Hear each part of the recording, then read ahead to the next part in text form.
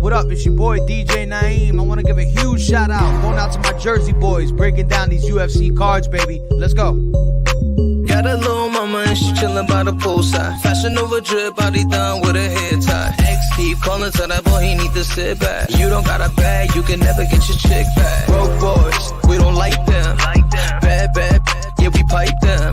And I need some big money with some hype fans. Said I need some big money with some hype fans. Broke boys, we don't like them. Bad, yeah, we pipe them. And I need some big money with some hype fans. Said I need some big money with some hype fans. Check it. When I'm in Vegas, bring the drops out. Yeah. When I'm in Miami, bring the yachts out. Water.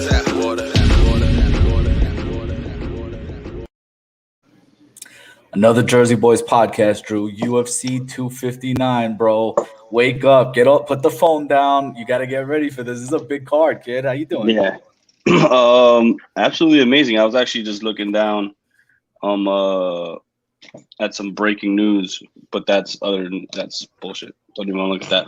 But anyway, UFC 259, Izzy versus Jan, Amanda Nunes versus Megan Anderson. My favorite fighter pretty much on the card besides Izzy, Petr Yan versus Aljamain, and I mean a bunch of other names that we're gonna get into tonight. But it's just exciting, bro. Oh, it's very exciting. Very exciting. So the first, let me kick this off before we get into quick picks. All right. First of all, we got Jersey Boys Sports Gamblers. Follow us on Twitter. We got picks for everything. We got my college basketball picks, which I'm 1-1-1 for the night. Right before we came on, I told Drew how bad of a loss. It wasn't a loss. I'm sorry. It was a push. Detroit Mercy tonight. I mean, you got to make free throws. You can't let up 4 offensive rebounds in the last 10 seconds in the last possession. It's ridiculous. So college basketball, we're ready to go for March. Come for your picks. Drew has his NBA picks, his parlay picks every night. Parlays some props. T-Hops is in there. I think he's going to have some golf picks this week. He has 3 college basketball plays tonight. So there's a lot going on. You can also get all these plays at Book It. Book It Sports, social media and sports betting. MMA is not on there just yet, but guys, I'm telling you, it's great for every other sport right now, and MMA is coming. All right, I've spoken with some people from the company. MMA is coming. Yo, Steve, do you hear me? Yeah, I hear you. All right, cool. Because I'm frozen on the screen, but as long as you can hear me, we're good to go. No. It must be on your end, because on my end, you're good. My end, you're good. All right, cool. All right, and then and then Book It Sports. So definitely, I'm on Book It. Drew's on Book It. We got all those nice things out right now, Drew. So let's get into the card. I had some good luck last week. I hit 2 bets, lost 2 bets, put me in the positive. I think I was up like a quarter unit, half a unit from last week. Had to replace a fight. There were a bunch of fights that fell off the card. What did we get last week? 9 fights in total? Yeah, it was either 9 or 10, I believe. I think we lost one like 2 or 3 hours before, right? And it brought us to 9. We got 15 fights. We got 15 fights this week. Yeah, you're right. Yeah. 15 fights. So I'm going to throw it to you right now for some quick picks. Anything on the undercard? You know what? Let's just give the quick picks at the same time. And again, Drew, remember, these are quick picks, bro. We don't need the whole breakdown, kid. Trevin. All right, so watch out, Chris. Watch out. Well, I'm gonna introduce the fight, and then you let me know if you got a quick pick. Trevin Jones and Mario Bautista. Trevin Jones. Okay, I'm on Bautista, and I may be betting that this week in a parlay. Euros Medic and Alan Cruz. What do you think? Medic. Ooh, I think I'm gonna go Cruz. Did you see the reach advantage with Cruz? Yeah, absolutely, but Medic. Okay, I think I'm gonna go Cruz in that one. Souza and Lemos. I'm gonna go. This goes to decision. I don't even know who that was good.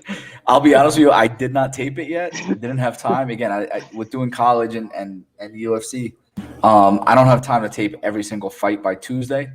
Did not tape it, so I'm not even gonna give a quick pick. Bradley, Jake Matthews. My mind's telling me Sean Brady. My heart's saying Jake Matthews. So I'm gonna go with Sean Brady. I think Jake Matthews is that hype train that's already been derailed, so I think I'm going to go Sean Brady. Sean Brady, I think, is the new hype train. I think he's a better wrestler, better striker. I think he's just better everywhere, so I'm going Sean Brady. I may bet it. I don't know. Carlos Ulberg and Kennedy and Joku. Ulberg. I don't know anything about Ulberg, so I'm going to pass on that one. I like this one, though. Tim Elliott and Jordan Espinoza. Well, just know that Ulberg is out of Izzy's camp. That's all you need to know. Oh, is he he's City Kickboxing? Yeah. Okay. Jake Matthews isn't City Kickboxing. Doesn't he train out of like his dad's garage or something like that? Some shit like that. But I mean, in the pandemic, you're gonna train anywhere you can, I guess. So. Yeah, I guess you're right with that one. What do you think with Tim Elliott and Jordan Espinoza? I'm sorry, I don't think you gave a pick there. Jordan. All right, quick pick. Tim Elliott. I'm on Tim Elliott too. I thought you were going to be on Espinoza. I think, and I'll even go a step further. I think Jordan Espinoza tries to use some of his wrestling, and I think Tim Elliott is able to lock in a sub there, maybe a guillotine or something like that. Bro, these are quick picks, man. Bro, my bad. You're right. You called me too much, man. City. All right, your boy from City Kickboxing, Kai Kara France and Rogerio Bontorin. I'm gonna have to go with the bettor's worst nightmare, Kai Kara France. You know what? I put a little bit extra in Bontorin. If you remember, you heard the way I just said it. Yeah. I'm gonna go Bontorin. Heads up on that one. Your boy Joseph Benavidez and Askarov. You want to go Joey B so bad. You're a little nervous, bro. You're a little nervous because you know you don't want. So bad, but I feel for Megan. I'm probably just gonna have to go with Askar. Yeah, I'm going Askar too. I think that's gonna be a good fight though. Yeah. That Kai Kara France fight is gonna be a good fight. Elliott fight's gonna be a good fight. All these fights at like 125, 3 in a row here. Again, assuming that they stay in this order. I'm gonna go Askar there. Kyler Phillips and Yadong Song. I want to go the Matrix, but something just tells me Yadong. And Yadong's dropping down now? Yeah. Is that? Let me just check this real quick. I didn't notice that until now. Yeah, because he fought up the last fight, didn't he? He was at 145 the last fight against Marlon Vera. Against Stamen, all right. So that was just a one-off at 145, probably because of COVID, right? Could be. They probably realized he couldn't get down to that weight. All right, so he's back at his normal weight. That's fine. I honestly, I don't really even have a quick pick for that one. I didn't tape that one. Dom Cruz and Casey Kenney. I'm interested to see what you think. This is the last one. This is the prelim, the main fight on the prelim, right before it goes to the pay-per-view. What do you think here, Casey Kenney and Dom Cruz? All right, so I mean, Dominic Cruz, we know that in the past he's made up-and-comers look really bad. Dominic Cruz is an absolute legend. Let's not forget that. Now, where he kind of falls short is that everybody knows exactly what Dominic Cruz is about. Like, his footwork is pretty much trademarked. Like, there's DVDs put out on his footwork. So you literally know everything about Dominic Cruz and his game and how he pretty much fights. Casey Kenney, on the other hand, is somebody who's going to come forward, someone who's going to pressure, someone who has a lot of output. And, this fight is a fight where both fighters are very hittable because we have seen, Dom get hit as of late. I'm not saying earlier in his career because his footwork was immaculate and you could barely even touch him and keep up with him. But against a guy like Casey Kenney, my issue is I don't think Dominic Cruz is going to have a hard time hitting Casey because he's going to hit him. Don't get me wrong. Casey Kenney is the type of fighter that takes one to give one.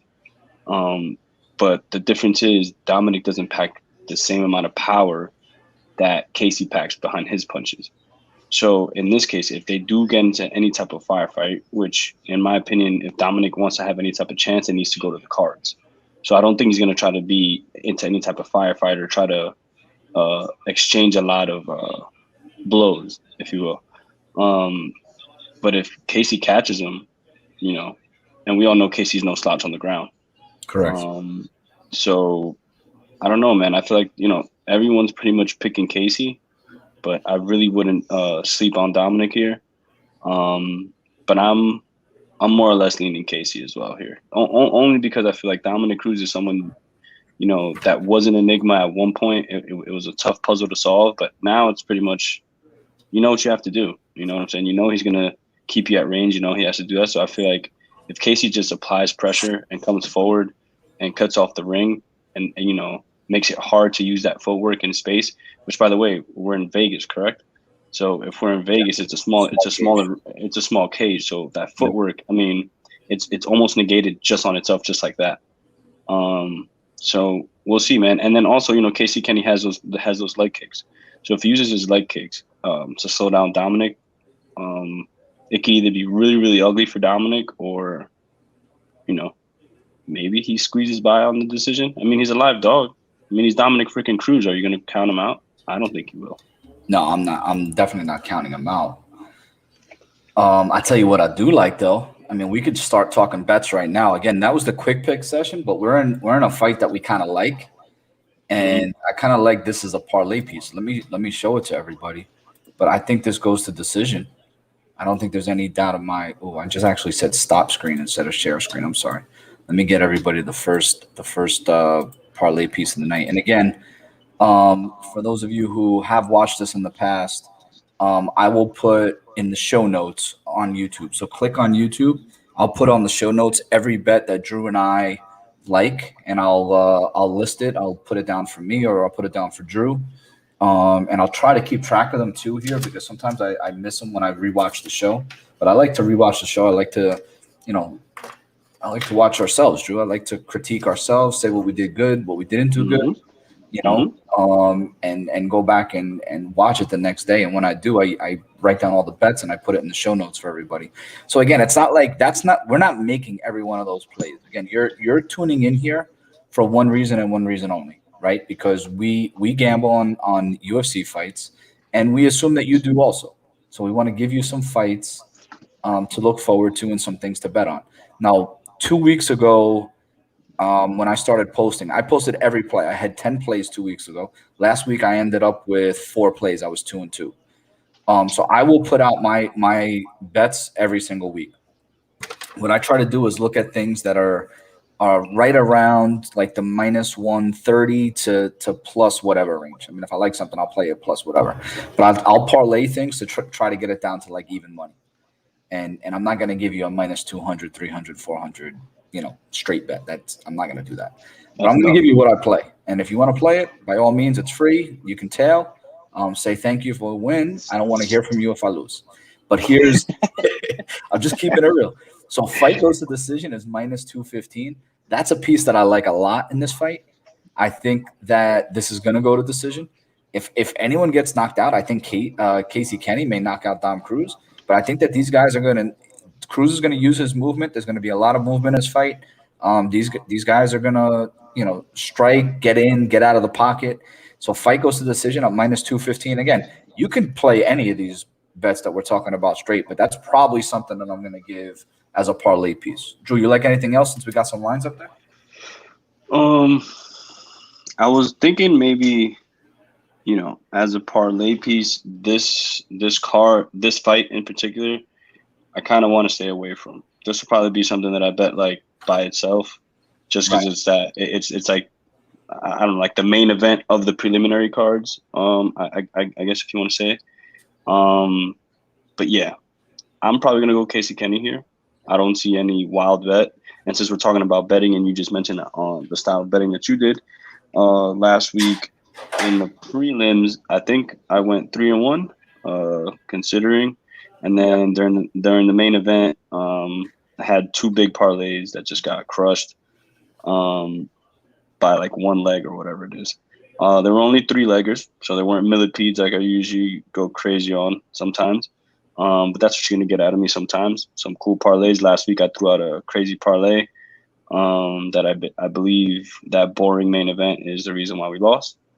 And but you're gonna get parlays out of me, a couple straight bets, but otherwise we're always gonna have our bets out for you guys. They're free. Wait, how did you lose on that main event? How did that? In my parlay, I think I had Jairzinho winning. That's right. You're right. The one you gave out on the show, right? Yeah, exactly. It was like the get rich parlay or whatever. Surprisingly, a lot of those fights won because I had Munoz on that parlay. I had a couple underdogs on the parlay that won. But it is what it is. It's a fight game. Jairzinho didn't come out to fight, but it is what it is. Yeah, he didn't get much off at all in that one. If you remember, I didn't really like that fight much from a betting perspective. I was talking about Jairzinho if I put anything in there, but I wound up just going over 1.5. So I put that in a parlay that cashed. So let's get into this card, Drew. We got a great pay-per-view. I cannot wait for this pay-per-view. You going to see Caucus this week? What are you doing? Saturday. What are we doing Saturday, babe? She's right there. So hey guys, she's right there. Yeah. He's got to let him ask permission on air. That's cool. Yeah. I'm on air. I'm on air finding out if I'm going to watch the fights on Saturday. That's how we do it in Jersey. Hey, maybe. Who knows? Right now it's a maybe. So it's a maybe. It's an F. It's I'm going for sure. Anyway. We can make it a Jack and Jill event. You just let us know, bro. Whatever you want to do. All right. Nobody tuned in for this. So let's get into this first fight of the night. We have Thiago, and again, I'm sorry, this is the first fight of the pay-per-view, not the first fight of the night. First fight of the pay-per-view. So this is Thiago Santos and Aleksander Rakic. Santos is 21-8. Rakic is 13-2. Rakic is coming into his own at this point. Kind of came into the UFC with some decent hype. 29 years old. Santos is after an injury, kind of on his tail end, right? 37 years old. Rakic's going to have 2 inches in height, 2 inches in reach. He's very good, and I think this is his time. I'm thinking about a bet. I'm looking at the line right now. I'm thinking about a bet in Rakic, but you know what, Drew? I want to hear your breakdown, man. What do you think? Where do you think this fight goes? Is it just going to be a kickboxing fight for 3 rounds? Do you think that there's going to be any takedowns? Rakic maybe for a takedown? I'm going to give you one stat. I took on my phone. I was doing some stuff before, and I took a couple stats down. Rakic lands more, and Santos absorbs more. Santos absorbs 2.32 per minute. Rakic gives 4.6 per minute. So again, if it's a kickboxing fight, I would think it's going to favor Rakic. And again, if he's able to use those low kicks, don't get me wrong. When we talk about low kicks now, it's like the key word in UFC betting and UFC fights right now. Whoever can get those calf kicks off, and if you want to hear an explanation about calf kicks, listen to Anik and Florian podcast. Kenney Florian goes into it and what it is. John Anik actually said like he wants to feel it. He wants somebody to kick him in the calf a little bit so he can feel it. But Kenney Florian went into kind of his breakdown of why the calf kicks are so effective. Very, very good breakdown. So again, if you watched Jimmy Rivera last week, if you remember from the podcast, Drew, I said Jimmy Rivera has good calf kicks. Pedro Munoz may have better calf kicks. I think we all know now who has the better calf kicks at this point. But what do you think here? Rakic and Santos. So it's interesting that you mentioned the leg kicks, because that's something that Rakic, in an interview that I was watching, he actually mentioned, and he actually explained exactly what happens, because he actually against Volkan Ozdemir, he was actually exposed because he was getting kicked a lot in the legs and everything like that. Now, what he mentioned was that the difference between what happened to him and the difference between what happens to anybody else who gets kicked in the calf is that when you get kicked in the calf, right, there's, in your calf, there's a ton of nerves. Now, once you get kicked in the calf and then those nerves are hit, yeah, of course it hurts, but something happens that from that point, pretty much to say like from like your mid calf or wherever you're getting hit down, you lose all sensation of your step. So you literally feel like, the step is gone. You can't feel the step. So that's exactly what happened, I feel like, to Jimmy Rivera. Obviously, Jimmy Rivera is like swelled up like a bat. But hearing Aleksander Rakic talk about that was pretty interesting, because what happened in his fight was that he had like some sort of cyst or something behind his knee or something like that he mentioned that Ozdemir could have missed 99 out of 100 times, but he just happened to hit it that one time. And then, it just exposed his leg. But he got some surgery. Was that pre-existing? He knew he had that there? Yeah, he said he's had that for like years prior to that. Okay. And it was just something which just goes to show how unlikely it was that somebody would hit it if for years he had that on his leg and he just continued to fight and he continued to train at a high level, at a high pace. Right. Now, when it comes down to this fight, it's funny that you said that in this fight, you know, Aleksander Rakic, you favor him in the striking, which I'm right behind you. But if you listen to the consensus of a lot of people, even the fighters, because I watched a couple shows of the fighters picking the fights and to see what they thought about it, because it's cool to think about from their perspective. And they felt like Thiago was the better striker, the more precise striker, which I guess I kind of tend to agree maybe a little bit. But then again, you bring up the stat of him absorbing strikes and you're like, well, then how precise are you? If you're taking that many strikes, that means you've been in some wars. You take a lot of shots throughout the entire fight. The only thing that proves to me is that he's very durable. And we saw that he's durable. Well, when he fought John Jones, he pretty much fought the entire fight with a leg destroyed. Mm-hmm. So he's beyond durable. My only worry here is he beyond, his time? Maybe, maybe not. Thiago Santos, within his right, is someone who's been in the UFC for a very, very long time. He's pretty much been a household name. He's been in the top 10, top 5 for a long time. In this fight, he's fighting an up-and-comer who's pretty much right now on the rise and getting better every single fight. In the last fight, when they said he couldn't out-grapple somebody, when who was it he fought? Anthony Smith said that he couldn't grapple. He literally ragdolled him the entire fight, kicked his leg out from under him. Mm-hmm. And he's on a 3-fight winning streak, I believe, right now. No, one winning streak. Yeah, because he had lost to Vulcan. But before that, he was pretty much wrecking everybody. And his last loss before that was in 2011. So, I mean, that just goes to show you the type of streak that this man is on. And if anything, I'm leaning Rakic just like you. My only concern is if he lets his ego take part and he tries to really throw down with him, because between the two, they can both hurt you, but Thiago has the more power, right? So if let's say Rakic decides to stand and bang for the whole 15 minutes, then he's got to be perfect, because one slip and it's night, and it's a good night I read pretty much. He's going to sleep. So I feel like he gets it done only because he's on the rise, because he actually moves better, and because he has that sneaky wrestling, which he did say himself in an interview, which he's not really like leaning on or depending on, but it's something that if it needs to go there, he absolutely knows that he can. And it's something that he's been working on. And anyone who takes that challenge on and has a chip on his shoulder because they've told them that they can't wrestle is someone you pretty much don't want to bet against when it comes to that department.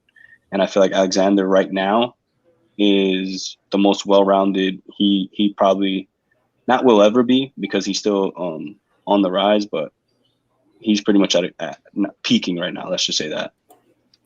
Well, Drew, we got to get into some bets on this. And the one thing that I will mention to you, and we bring it up a lot, so anybody who listens to the Jersey Boys podcast and listens to us, the events we go to, Santos fought in Atlantic City, right? David Branch knocked him out in Atlantic City. So again, we were at that event. That was the who was on that card? Frankie Edgar fought Cub, and then the main event was Kevin Lee fought Edson Barbosa. Yeah, Aljamain was there too. Aljamain was there too. Merab, that was the fight where Merab lost at the buzzer. Remember when they basically finished? They ended the fight. Who had him in the guillotine? That was Ricky Simone. Ricky Simone beat him at the buzzer, and Merab basically was winning that entire fight. But just a little flashback. So we did see Thiago Santos fight. I was cage side. Drew was in like the second row, so he was close enough. Losing my mind like a maniac. But let's get this up here. These odds, so we can pick some odds here. I don't mind. I'm gonna start jotting down some of the lines that I like. I like Rakic. I'm gonna put that one Rakic minus 155. Drew, the other ones that I like over 1.5 rounds. That's something that I wouldn't mind putting as a parlay piece. Minus 150 over 1.5. I kind of have a feeling that this could go to decision. I think it's going to be a kickboxing fight. So again, if it's going to be a kickboxing fight, I kind of think they'll be able to play it safe, stay safe, and this is going to go on for a while. So I'm definitely going to put over 1.5 rounds in one of my bets. Over 2.5 rounds, I like it, but I don't know if the juice is there. I don't know if the juice is worth the squeeze. You know what I mean? Yeah. But I like over 1.5 rounds. That's what I'm going to write down and put in there. What else do you like, bro? For me, I'm probably with you on that one. That's probably my favorite bet of that fight. It's the over one. Right? Yeah, it's almost like a gimme. But then it's not, right? Because both of these guys can come out firing and then boom, it's over in 10 seconds. So who knows, man? Because Rakic can come out. That's the thing, man. Just like you mentioned right now, Thiago Santos is durable and good and seems like, he should have all the makings to come. I mean, dude, he's plus 136 at this moment. You don't think people are going to jump on that? I think they're going to destroy that line until it makes it a freaking pick 'em. So who knows, man? But in my opinion, Aleksander, I want to stay away from picking either fighter. I'm just going to go over 1.5 and throw that into, that's probably going to be my first pick for a parlay that I'm building. Let's go through the last few fights. Anthony Smith was, and this is Rakic's fights, right? Mm-hmm. Anthony Smith was a decision. That was his last fight.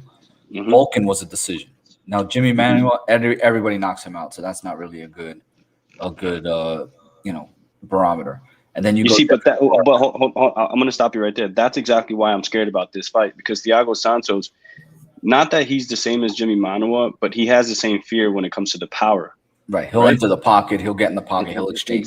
Exactly. So, that's where it scares me with Thiago, because Thiago loves that mid-range because he's good at it. But he's up against a guy who's going to press forward. And anybody who's pressed against Thiago Santos has had their way with him. Now, believe me, I can see it going to a decision only because I don't think that Aleksander is going to be reckless, and I think he's just going to play at his range, and he's going to keep it there and just point fight him and, get in when he can, probably throw a flying knee here and there. But if he gets it to the ground, then he's just going to hold him down there, because I don't think he's going to sub Thiago on the ground, but he'll just have his way with him. So, I mean, you could be right, but over 1.5 and let them kill each other in the second and third round. Well, and I'll finish what I was going to say. I mean, Devin Clark, you remember the Devin Clark fight. He was just trying to get crazy takedowns and did for most of the first round. He actually was able to get Rakic down a few times in the first round, Devin Clark, but then he caught him with a spinning back fist and finished that. Justin Ledette, who obviously should not be in the UFC, I'm assuming he got cut when Dana cut like 95 guys, so he shouldn't be there. But Rakic just basically, pounded him for 3 rounds, and then Francimar Barrosa, I think that was before he popped. Rakic beat him by decision. So of his 4 fights, of his 6 fights in the UFC, 4 of them went to decision. So I'm not saying this is going to go to decision, but over 1.5, I think that he'll stay in that range, and kickbox if he needs to. And again, I'm just going to throw one more bet out there. Rakic by decision is plus 246. I'll put it up there because I do like Rakic, but I could see Rakic decision here, Drew. Now remember this. He was asked Alexander Rakic, and I won't say the name of the podcast. Well, I will say the name. I think it was like MMA something or whatever it was, but it was a really good interview.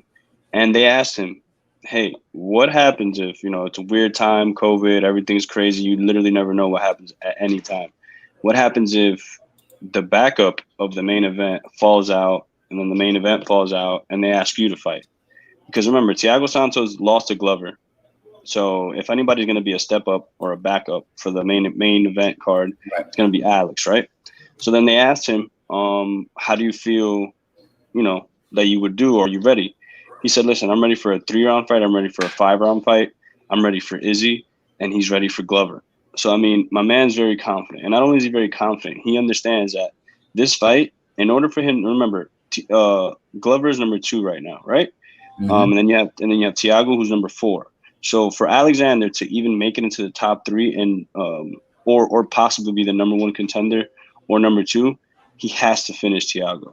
He finishes Thiago, then he gets it. Then he possibly gets a shot at Glover, something like that, and gets it done. You know what I'm saying? So I feel like these days, to impress the big dogs, you've always had to put people out, but now more than ever, where title fights are coming up left and right and given to people who just have hype, I mean, he needs a finish, because just a simple win here, I don't think gets him what his goals are, in my opinion. I'm going to leave it at this, and then we can go on to this next fight. I think that the issue is, if Rakic finishes this fight, it's going to be because Santos wants to exchange at some point in the fight. I don't think it's going to be Rakic who's pushing the envelope. I think Rakic has no problem point fighting Santos, staying away from the power. And to that end, if he's able to maybe hurt him a little bit, drag him down, get a takedown, he has some decent ground and pound, pretty good top control. I could see him going that route. I don't see Rakic getting himself, in a firefight with Thiago Santos. I think that's the worst thing. The guy has a hammer on his chest. You know what I mean? You don't get in a firefight with a guy with a hammer on his chest. You just don't do that. So let's get into this next one, Drew. Islam Makhachev and Drew Dober. Drew Dober is 23-9, ranked number 12. Islam is number 13, 18-1. All right, this is Khabib's boy from Russia. Big favorite. He's a big favorite in this fight. He's going to have a 2-inch height advantage and a half of an inch of a reach advantage. I'm going to give you some numbers here, Drew, and then I'm going to throw it to you for the breakdown. So I'm looking at some of these numbers on UFC stats. Dober averages 4.66 strikes per minute. Islam averages strikes absorbed per minute 0.76. His defense is 72%. So is Dober basically just going to be punching at air, and Islam's going to be defending? And then again, Islam is takedowns average is 3.4 per 15 minutes. Again, this is a 3-round fight. So you would assume he's probably going to have, 3 takedowns in this fight. Is Drew Dober, with his takedown defense 58%, going to be able to get up from those takedowns? That's kind of where I see Islam, winning rounds. Is this going to get finished? Is this going to go to decision? I'll give you my brief analysis right now, and then I'll throw it to you, and then we can go into bets. I think Drew Dober is going to have to knock out Islam Makhachev to win this fight. How does he knock him out? Islam has been his only loss was via knockout. I think it was Martins, right? Was the guy who knocked him out. And if you remember, there was an interview where Khabib's dad, who was their coach, right, over in Russia, Khabib's dad, and he basically said, like, he told Islam to take him down, to take Martins down. He wanted to strike with him, and he got himself knocked out. And he said, they basically said in an interview he was very pissed off at Islam for not taking him down and following the game plan. And that was on Islam. And again, go back to Khabib. Khabib is what now? 29-0, 30-0. He follows the game plan, takes people down, wears them out to the point where they can't really hurt him on the feet anymore. I mean, Michael Johnson is the guy who everyone says, in the first round had Khabib, kind of on roller skates, but for the most part, it didn't really matter because, he was able to secure takedowns and ragdoll him. Michael Johnson also had Justin Gaethje on roller skates, not for nothing, but if you want to watch a fight back, watch Michael Johnson, Justin Gaethje, watch that first round. That was crazy. But, yeah, that's what I'm looking at here, man. That's what I'm looking at here. And we'll talk bets in a second, but what's your breakdown here? So the reason I think Islam, his strikes absorbed is at 0.0067 is because the guy just doesn't give you a chance to get it off, man. He's just going to drag you, and he's going to stick to Papa's game plan, just like you mentioned, man. Just like OG Khabib pretty much says all the time. Stick to Daddy's game plan, and we'll get the job done. And pretty much Islam, since that fight, when he got blasted because he wanted to be a striker, he stuck to the game plan and hasn't lost since. So, I mean, here, Drew Dober, yes, he has a mean left hand. And, you know, you don't want to sleep on Drew Dober. I mean, the dude is very talented. The dude can fight. But in this case, I just don't see Islam losing here. And I just don't see Drew Dober. Yes, he does have a 56% takedown defense. But in this case, you're going up against a person who is not just going to try to take you down with one single shot. It's gonna chain wrestle. He's gonna do the type of wrestling that's really not seen on this side of the world. And I don't know, man. It's just tough to bet against a guy who's in a camp with Khabib. And not only that, it's literally people have said that in pure wrestling, he's better than Khabib. Just know that. Literally, if we're just talking wrestling and we're just talking straight up wrestling, not fighting or MMA, he's superior above Khabib Nurmagomedov. I mean, do I have to say anything else? The dude is a savage. If he just puts it together and goes in there and performs, I don't see it being a good night for Drew Dober. I think he's going to get taken to deep water. And that's that, man. If anything, you can probably say this fight goes to decision.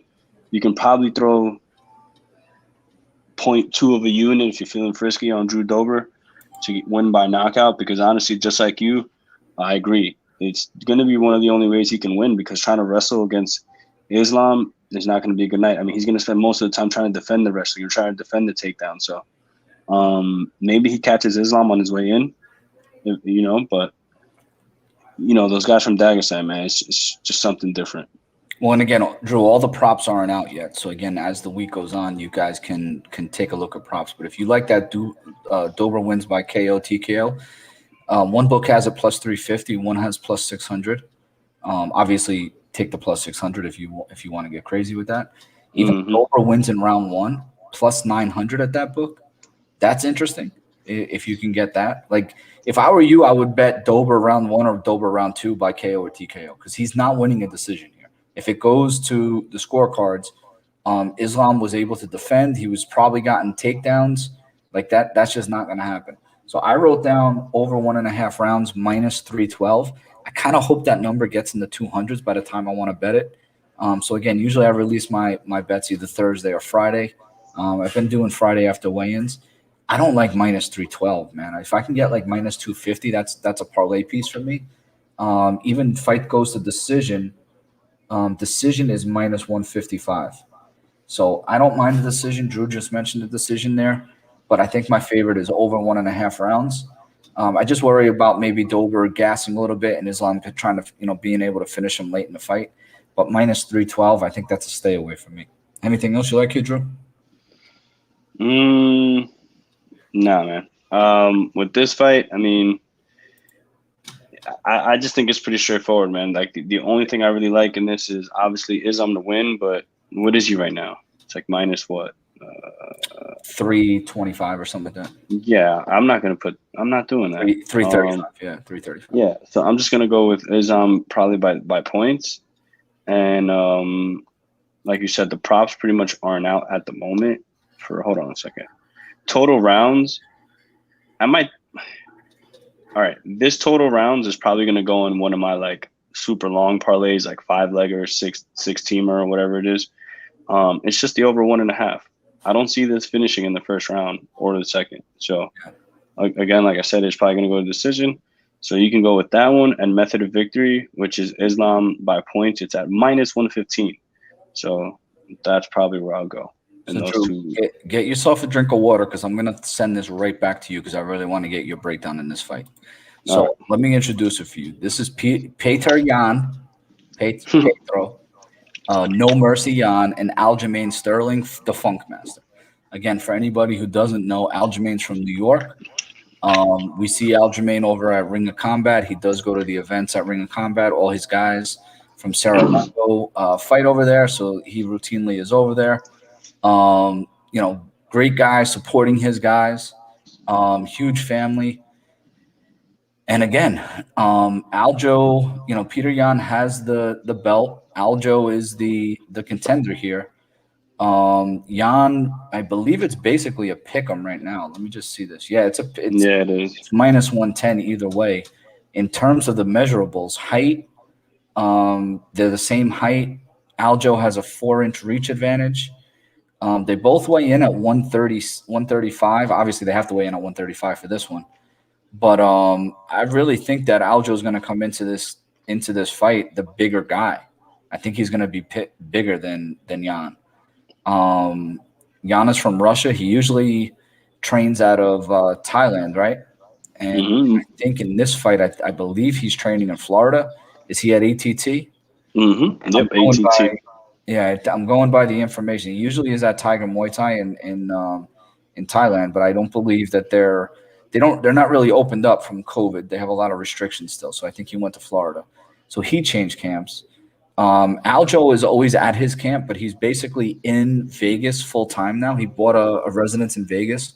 Again, anybody who isn't watching the UFC series with all the information that they put out, countdown and all those other things, they actually just put out a show just on Aljo that dropped this afternoon that I watched. But he's out in Vegas. Marab's with him. A couple of the guys from Cerro Longo are out there with him too. All those guys are there. I saw Longo was there holding pads for him. So he's ready to go, out in Vegas at the UFC PI.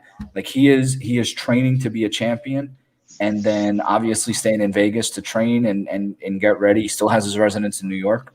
So I think he's all set up here. This is going to be a great fight. So Drew, break this fight down for us. What do you think here? Who wins this fight? Well, let me know when you want the odds. I'll have the odds ready for you too. No, well, I mean, to be completely honest with you, this fight, besides obviously the Izzy fight, is probably the fight that, almost makes my palms sweat right now, just how excited I am and nervous about thinking about this. Because, Petr Yan, by all means, I'm almost like, I don't want to fanboy it, but, dude, I love this guy, man. The way he fights, his tenacity, everything he throws is with intent to crush you. And then he's up against a guy in Aljamain Sterling who, in a sense, is just finding his stride. You know what I'm trying to say? Like, Aljamain is someone who we've known for a very long time to have very, very, very good jiu-jitsu, very, very, very good wrestling. But his chin, suspect. His power. Come on, man. His power. Excuse me, sir. This is my breakdown. His power.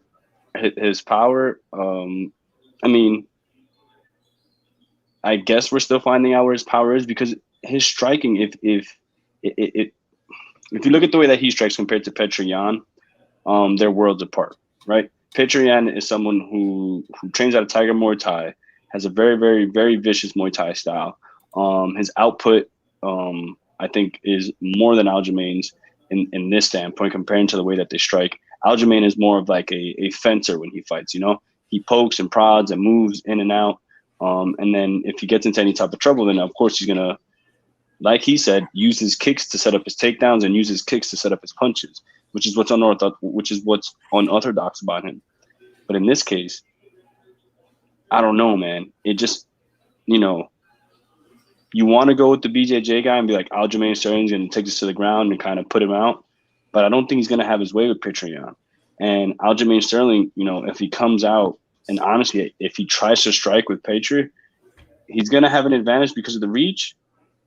But is he going to know how to use that reach against someone who's more savvy in the striking department, like Petr Yan? Petr Yan is very durable, dude. And he has been blasted, and he has been chipped, and he has been clipped, and he's been put down and then gets up and puts you down with the leg kick and then just ends your night the way he did to Uriah. If you want to see something that gets you excited and gets you amped up, just watch that fight. I don't know, man. You got a guy in Petr Yan who's more motivated than ever. Number one, when he was on his way to get the belt, then he gets the belt, which Aljamain says it was pretty much served to him on a silver platter because he was fighting someone in Jose Aldo who's pretty much, not old, because I think he's only like 32, Jose Aldo, 33. But in fight years, he's like 50.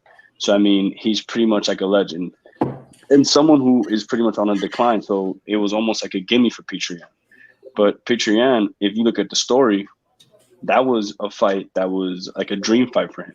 He trained with Jose Aldo back in the day. He looked at Jose Aldo and even told himself that if one day he wasn't able to beat Jose Aldo, then he didn't even deserve to be in the UFC or in that weight division. You know what I'm saying? So you're looking at somebody whose dream has come full circle, whose dream has been fulfilled, and now whose dream he's going to fight everything to pretty much keep alive. And I mean, he's a champion right now. In my opinion, a lot of people say there's going to be a lot of pressure, but the pressure was getting that belt for Petr. He already has it. I don't think there's any pressure here. I think he knows he's the man. And in this case, the only disadvantage that I see that might be kind of despairing to me is the fact that Aljamain, in my opinion, is the better grappler here. You know, so if he can get a hold of him, or if he, you know, gets wrapped up on his back or something like that, Aljamain can sleep him and can put him out. I mean, that's always a possibility. He is the longer fighter, and those long limbs do help you.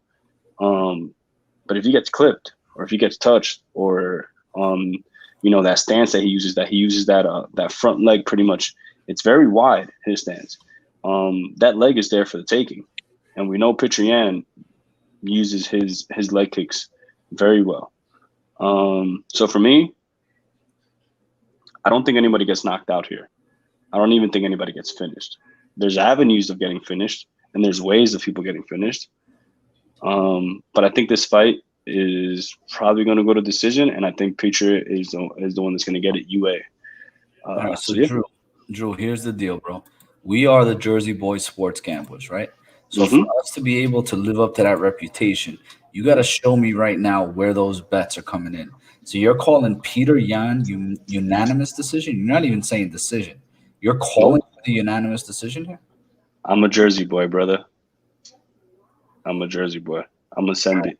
So Yan wins by unanimous decision. You can get that prop at plus 425. Okay, and yes, you can bet that prop at some books. I don't think any of the books that I bet at you can bet unanimous decision, but some of these books you can. Plus 425. That's one way to play it. And I'll be honest with you, I don't think that's far-fetched at all. I'm looking for a safer prop here.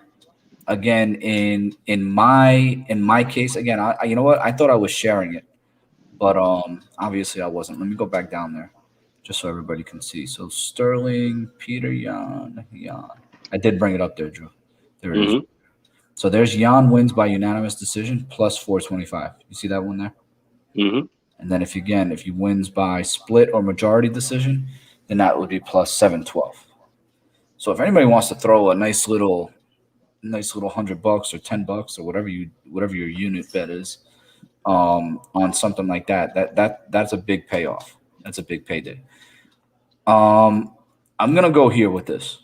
I think that Sterling, exactly what you said before. He has the reach advantage. I think he's gonna get into pocket, be able to put some punches in Jan's face, hold him back, use his kicks. His movement is outstanding. The only thing that's against Sterling in this fight, I think, is the small cage, because it's going to give Petr Yan less distance to have to cover to basically, you know, cut off Sterling. But Sterling's very good in any kind of space. I mean, he's had no space in some of the fights, and this mission of I believe it was Cody Stamen with no space at all, and unbelievable, just unbelievable what he does. But the line that I really like, that over 1.5 rounds, I think is a lock. Over 2.5 rounds at minus 163, I think is the way that I'm going to play this. I think I'm going to go over 2.5 rounds as a parlay piece and put that in one or two of my parlays. Probably just one. Probably just put that in one of my parlays. When I'm building my parlays, minus 162, minus 163, then you can go to some of the other ones. Parlay that with like Santos Rakic, minus 150. You're probably getting plus money when you put those two together. So I have them all written down here. So that's really where I go with this. Yeah, I agree with you. I think Sterling's better on the ground. I think he's got the better jits. I think he's got the better wrestling. I think he's going to be bigger than Petr Yan. Although they're listed at the same height size, I think Sterling's going to plump up bigger than Petr Yan. Yeah, if they're just boxing, Petr Yan's the better striker from that perspective. But this isn't just going to be a boxing match, right? Like Sterling's going to use his movement. He's going to use creating space, creating angles. He's not going to stand right in front and exchange with Petr Yan. He doesn't do that with anybody else. Why would he do that with Petr Yan? You know what I mean? So to that respect, I think that the over rounds is the way to go.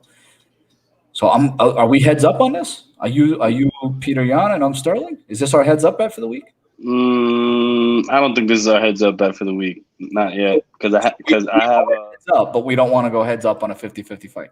Not this one. All right. Let's move on. The next fight again, Drew. I don't think we need to spend a ton of time on this. I'll introduce it and then I'll throw it to you. But this is Amanda Nunes and Megan Anderson. Megan Anderson. I think it's Megan, right? Isn't it Megan? Nunes is 20-4. Again, it feels like she hasn't lost in forever. She's beaten all comers. Cyborg knocked out. Ronda Rousey finished her career. Antonina twice. Everybody. Pennington, Holly, Durandamy, put her on her back. And I think that's what she's going to do here. I think that's what she's going to do with Megan Anderson. I think she's going to put her on her back, use the wrestling, use the jiu-jitsu, keep top control. And I don't think that Megan's going to be able to get back up. So again, there are reasons to be concerned with Megan on the feet. Obviously, 145 pounds. She's a big girl. She's going to have 4 inches in height, 3 inches, I believe, in reach is the numbers that I'm looking at. But I just think that Amanda Nunes has the path, just take her down. So again, take her down early. Do I think this is going to be a finish? I think there's a line here that we can find in the over rounds. But, Drew, I don't know about you, but I don't bet minus 1,000 favorites. So I'm going to get your breakdown, but, people are gonna call your integrity into play here if you're betting minus 1,000 favorites. So what do you got here, Drew? I'm sorry, man. Here, I'm kind of leaning Megan, because I'm not betting minus 1,000 on Amanda Nunes. Everybody already sees Amanda Nunes and everybody knows what Amanda Nunes on. Like, this type of rise on Amanda Nunes, and this is why I kind of want to lean Megan, right? This type of rise from Amanda Nunes, right, is similar to the type of rise that Ronda Rousey had, where literally you can start talking about Amanda Nunes beating like boxers, like, oh yeah, I'll fight this guy and knock him out. Yeah, I'll do this, like the same way that Ronda Rousey was talking about fighting everybody and that she could beat everybody and it didn't matter what sport. Like, she was like being compared to Mike Tyson when Mike Tyson was on his run and literally looked like he can destroy anybody. Megan Anderson, with some respect, is almost the same type of fighter that Amanda Nunes is, where a lot of people compare Amanda Nunes to training with a man.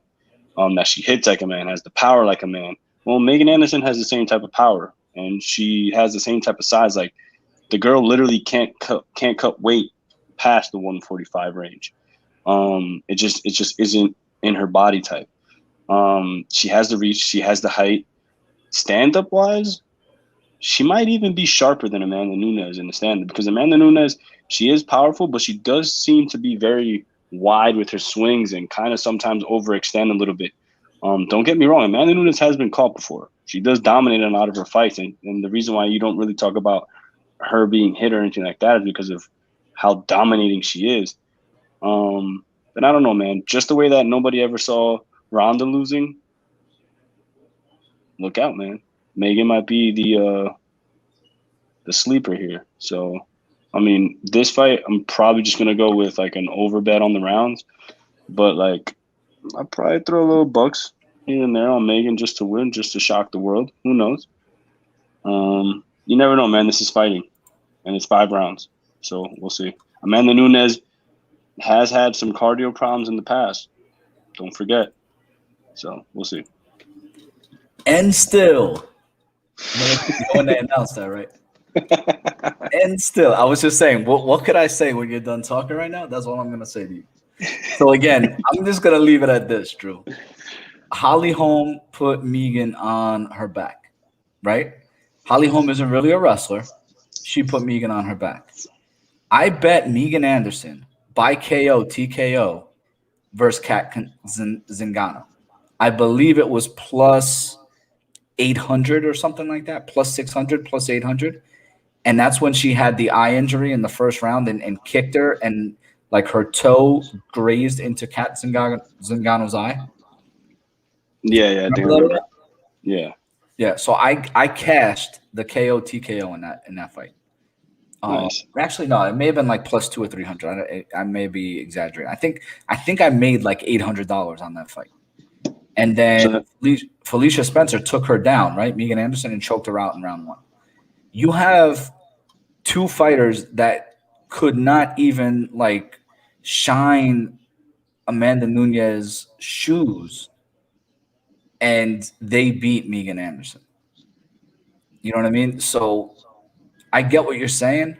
I know you're just kind of playing devil's advocate here, but this is Amanda Nunes' fight. I don't think that, like people are playing up the narrative, oh, she's a mom now, things are different. No, she is going, it's not going to happen. So end still. Let's just leave it at that. If I give you some plays here, I actually like the over 1.5 rounds. I would put that. You could actually play that straight. Now that I look at it, minus 1.5 rounds, you can play that straight at minus 120. Anything else you like there, Drew?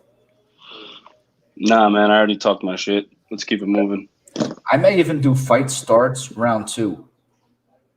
Just because I'll be honest with you, like Amanda, I think could kind of finish it anytime she wants. But fight starts round 2, hoping that it gets into the second round, minus 190. I'm actually worried about 2.5 minutes there. That tells you how worried I am about this fight. So I may even go there. All right, let's get to this main event. I'm gonna set it up for you. Again, you're the fight analyst. I'm the high school basketball coach, math teacher. I gotta stay in my lane. So let me set it up for you. You're the fighter. You got another fight scheduled, right? Yeah, I got a jiu-jitsu match finally, a super fight. Coming up next month, April 10th. Over here in Clifton, actually. Oh, is it in Clifton? Yeah, it's right here in Clifton, actually. Okay. I think it's like at a catch weight or something like that. It's in the gi. Should be fun. I haven't competed since like I think like the summertime or something, or like December of last year. Yeah, I haven't seen you since Baruch. When you went over to Baruch and you had that. Yeah. Oh, dude, that was a while ago. Yeah. But yeah, man. I was supposed to fight this past December, this very past December in Philly, on a fight to win card, but that got canceled because of COVID. So, but we're back on the horse now. Now I just got to lose this dad bod and What's that date? What's that date again? April 10th. April 10th. All right, I'll be there. April 10th in Clifton. Yep. Let's go. Represent the boy. Let's get it. I'll be in all my Jersey MMA gear too. So anyone who sees me, let's say hello. All right. So Okay, I'm sorry. No. Go ahead. I was gonna say Yop. Oh, okay. Jan Blachowicz. I think I said that somewhat right. And Israel Adesanya is our main event here. This is a great fight. This is two champs fighting each other. Jan is 27-8.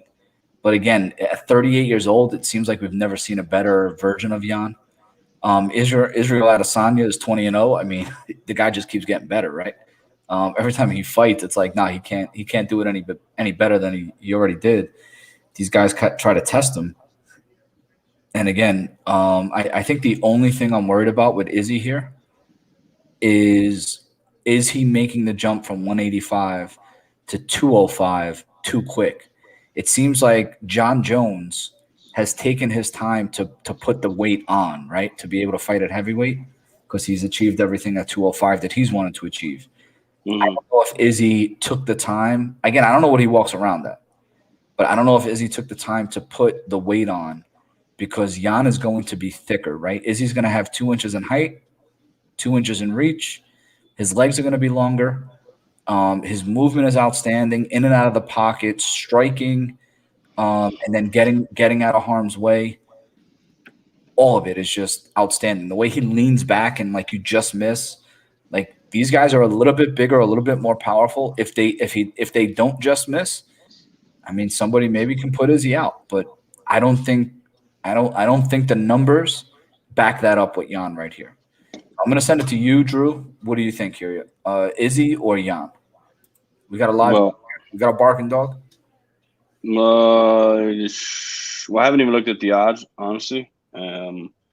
But if I'm going to go anywhere, I got to go with my dog, Izzy. I mean, the only thing that worries me with this fight is obviously the size.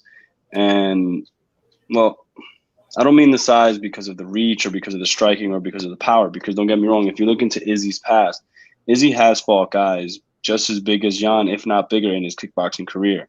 He's moved up to heavyweight just to fight in a kickboxing match. He's done it before.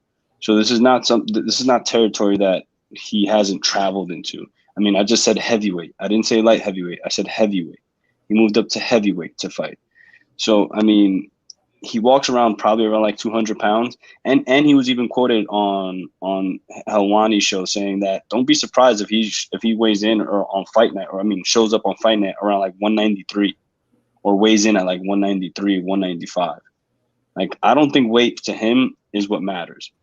To him, you know, it's just going to be about being precise. It's just going to be about being perfect in a sense, the way that he has been, and the way that he keeps fighting, and the way that he keeps evolving every single fight, showing something new in his arsenal, showing something new. I feel like this fight is going to show his grappling skills. And the reason I say that is because Jan is not going to be able to beat him on the feet. Jan is going to strike. Jan is going to press. Jan is going to try to come forward with a bunch of firepower and try to slam Izzy with the, what did you call it? The trademark Polish power. But at the end of the day, you know, Adesanya is just somebody who's a master at setting traps, who's a master at making you feel comfortable with your approach, and then blasting you with a head kick, or blasting you with a straight jab, or blasting you with a punch, or with an attack that you don't see coming. So that's why I feel like Jan, in this, you know, Blachowicz, if he wants his path to victory, is going to be taking Izzy down and trying to negate anything that he can do on his feet. Because Israel Adesanya, yeah, no doubt, he does have some wins, I believe. Let me see. Does he have any wins by sub? I think he does have some wins by submission. Nope, they're all 15 by knockouts. Nope. Maybe it was like in an amateur tape that I saw that he had a win by sub or something like that. I don't know what it is, but the man can do jiu-jitsu. And I feel like in this camp, he's probably been training the most on his grappling for two reasons. Because to beat Izzy, I feel like your plan has to be to take him down and just negate him. Take away his striking, take away everything. Use your size, take him to the mat, make it an ugly fight, make it gritty, beat him up, and just take away, you know, the flashiness that he brings to the cage. Because if you can do that in a small cage, you know, where can Izzy run? Izzy really can't do a lot of what he wants to do in that small cage. And it's not like it's a boxing ring where you can kind of set the traps in a corner or whatever it is like you do at a kickboxing match. It's an octagon, you know? So once the cage gets cut off, you're very limited. And once you get put up against that cage, like we've seen in the past, how some strikers get nullified that way, it's very tough to stand up. Now, I don't think Izzy's just going to get ragdolled. Don't get me wrong. I said all that just to say this. That's Jan's only path to victory. And obviously his Polish power. But I don't think he's the better striker. Well, obviously we know he's not the better striker here. He's just the striker who has the more power here. But I feel like Izzy maybe keeps this at a distance, keeps the fight on the feet. He negates a couple takedowns, does get taken down. I mean, if Izzy is looking for a sub win, this might be the fight to do it. Come out with a sub win somehow, get on top, rear naked choke, whatever it is. I mean, he's going to have to pull out everything in his bag to win this fight if it gets to the ground.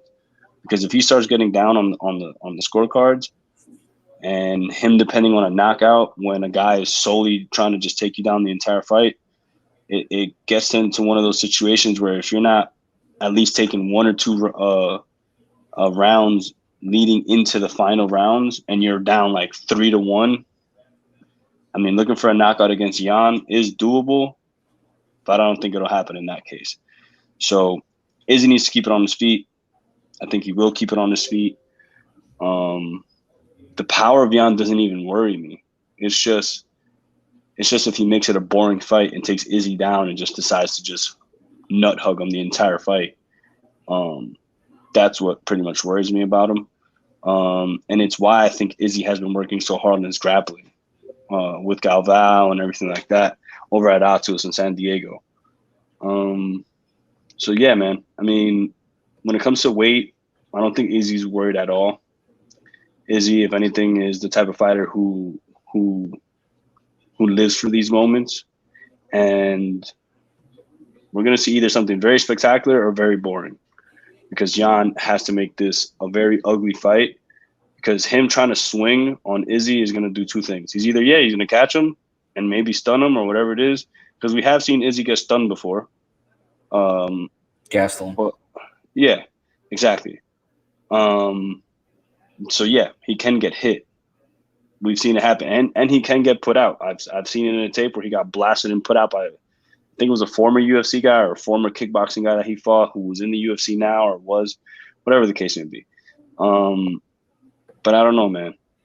Izzy's just going to either put on another beautiful masterpiece, come out, dance, do his Naruto jam, and keep it moving, or just get grappled to all hell and lose that way, because I don't think he gets knocked out. Yeah, so I'm going to give you some stats here. Izzy lands more strikes per minute, 4.1.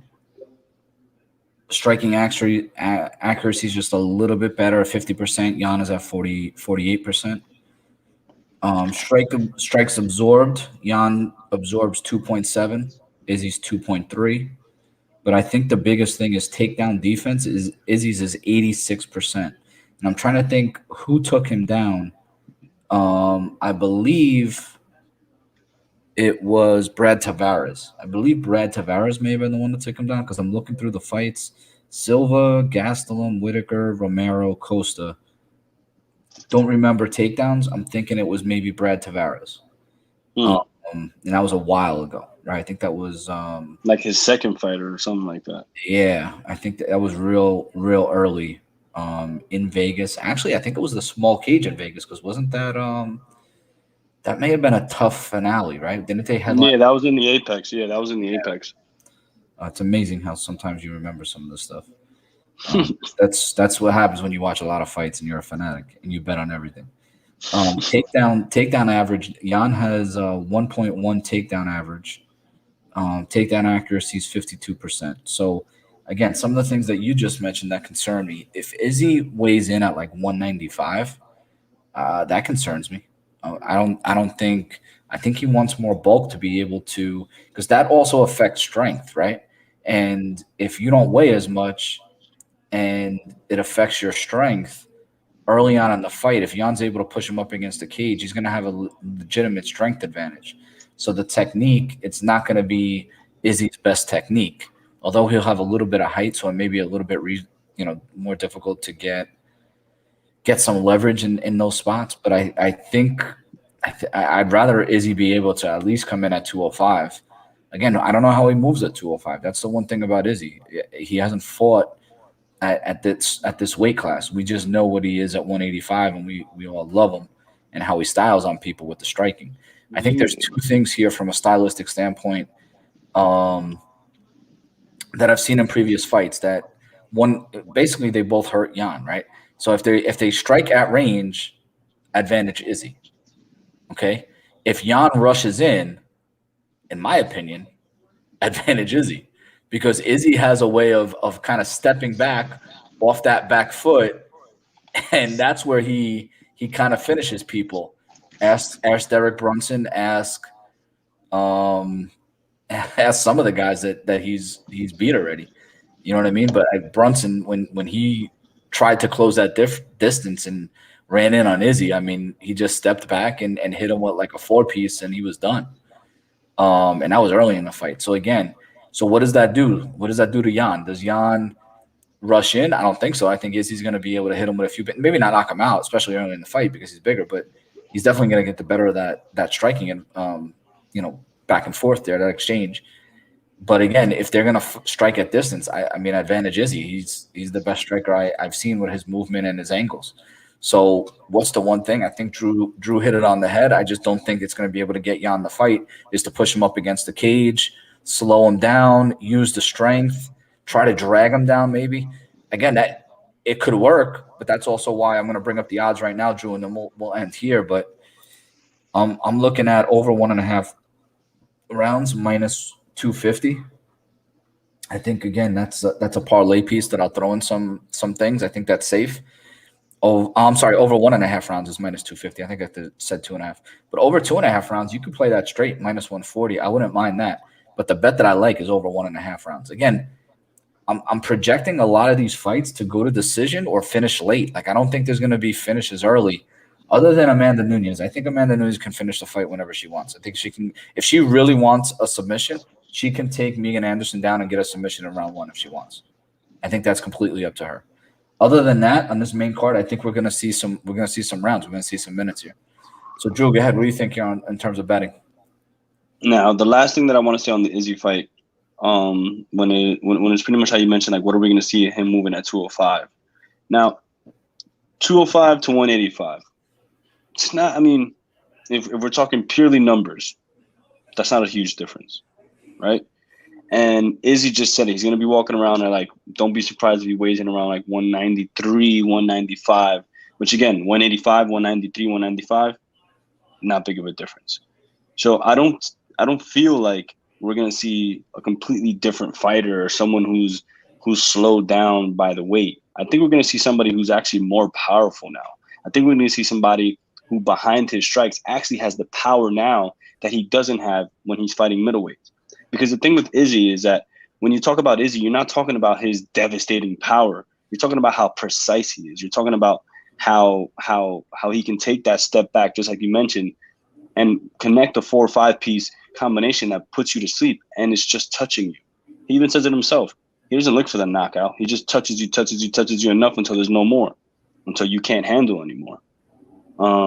So in this case, Izzy, I think we might see somebody who now has a little bit more power because he has that weight behind him, So if there's going to be any real difference, it'll be that. And I mean, if Jan makes the wrong step, we might see Izzy's actual power now. Because, I mean, I feel like, we always say a fighter, or for me, instance, we have said it on the show before, as a fighter, you always want to fight closer to your natural weight. It's your you are your fastest, you are your strongest, you are your most confident. You're not worried about a weight cut. And here, this is a fight that for Izzy, I don't feel like he's even had to think about his weight the entire camp. Because he walks around at this weight. I think naturally he walks around at 205. Naturally. Probably even a little bit heavier. I mean, the dude is a big dude. He's a tall guy. He's not somebody that's small. 6'4". 6'4" guys don't walk around at 200 pounds, because they're working out. That's natural for them. So sometimes even more natural is 220, 210, something for a 6'4" guy.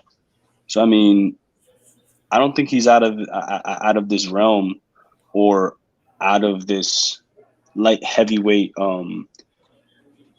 division by far. If anything, if he really wanted to, he can literally get adjusted to this division and probably run it. Not even lying. Because I feel like this man literally is a natural 200-pounder, 205er. He has the height for it. He has the reach for it. The only thing is he moves down to 185 and takes advantage of all the people who don't and the smaller guys. And he's already shown that he does that. So, and he told Dana he was going to do that. Exactly. So think about that. He comes in and says, I'm going to run the entire division and I'm going to beat it and I'm going to make it look beautiful. And he's done that up until now. And now it literally only makes sense that he comes up. And if he takes this belt, dude, the only reason he's not bigger than Conor McGregor is because Conor McGregor already exists.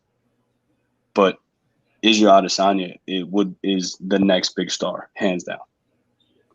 And again, Timothy said that Gastelum took him down. So, again, Tim, hats off to you. Thank you. I wasn't thinking about that.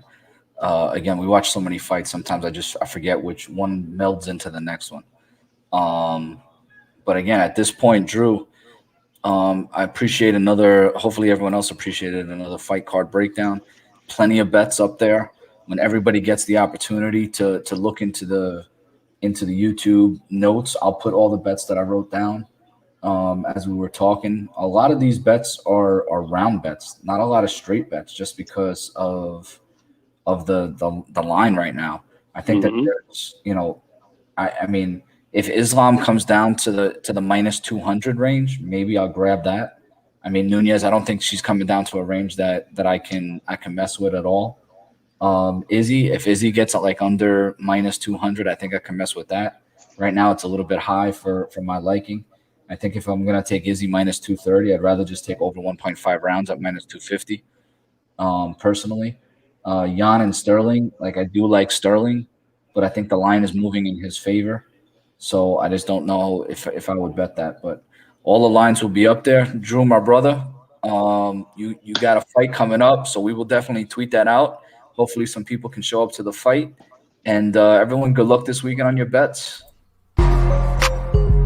What up? It's your boy DJ Naeem. I want to give a huge shout out. Going out to my Jersey boys, breaking down these UFC cards, baby. Let's go.